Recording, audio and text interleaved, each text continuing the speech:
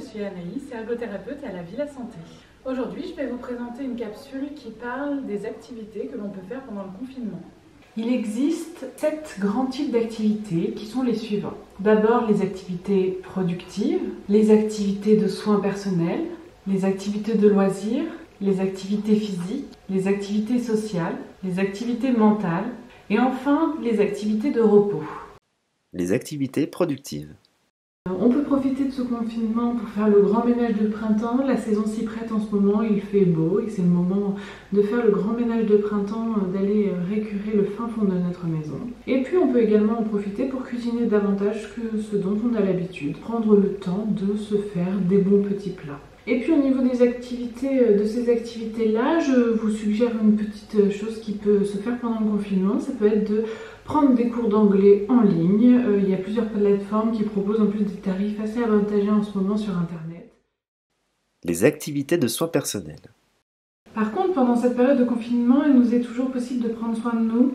Je vous conseille de continuer à prendre soin de vous avec toujours une routine à installer, avec la douche, la préparation, l'habillage.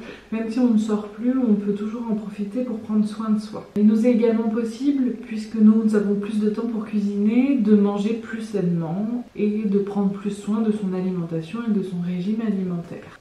Comme petite idée, je vous conseille d'en profiter pour faire des masques, prendre des bains, prendre soin de soi dans tous les sens du terme. Les activités de loisirs. Nous pouvons tout de même avoir des activités de loisirs, heureusement.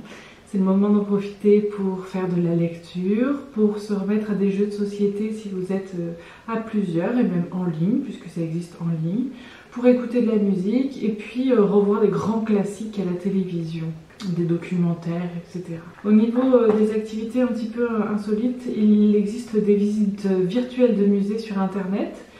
Sur la plupart des sites de musées habituels sont proposées des expositions virtuelles et des visites virtuelles, ce qui peut être intéressant puisqu'on ne peut pas se rendre dans les musées actuellement. Les activités physiques. Nous pouvons en conserver certaines, heureusement. On peut chez soi danser, on peut faire le ménage qui peut être une activité qui dépense beaucoup d'énergie. On peut faire du yoga ou un circuit training entre amis, notamment par le biais des réseaux sociaux. Pour le yoga, sur les plateformes de vidéos, il y a plein de vidéos qui nous permettent par exemple de faire du yoga, donc ce qui peut être intéressant. Dans les choses un petit peu insolites, jardiner toute une après-midi dans son jardin peut être une activité physique assez importante, donc profitez-en pour avoir un magnifique jardin. Les activités sociales.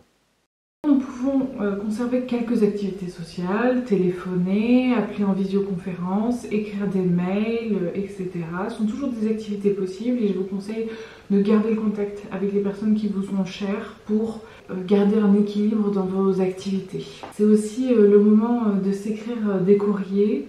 Reprenons un petit peu le stylo et le papier pour refaire quelques petites lettres que nous pouvons du coup poster et envoyer soit plus tard, soit maintenant.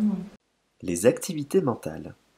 Nous pouvons tout de même poursuivre certaines activités telles que tout ce qui va être mots fléchés, mots croisés, sudoku, échecs et lecture qui sont des bonnes activités mentales qui nous permettent de maintenir notre cerveau en pleine faculté. Au niveau des choses insolites et toujours connectées, on peut faire des casse-têtes sur Internet. Il y a pas mal de jeux qui existent quand on fait des casse-têtes sur Internet. Et puis il y a des escape games qui sont très bien faits, qui nous permettent de faire travailler nos activités mentales de manière efficace tout en jouant. Les activités de repos. Vous en profitez pour dormir, pour faire des siestes, pour prendre un temps calme et pour se relaxer. Attention toutefois aux siestes qui ne doivent pas durer plus de 20 minutes, sinon elles peuvent impacter notre sommeil et comme les activités de notre quotidien sont réduites, cela peut être difficile ensuite de dormir la nuit. En activité de repos, qui est une activité à la fois de repos et à la fois mentale, vous pouvez en profiter pour vous mettre à la méditation, qui est une bonne activité qui nous permet de nous recentrer sur nous-mêmes. J'espère que cette vidéo vous aura été utile et je vous dis à bientôt.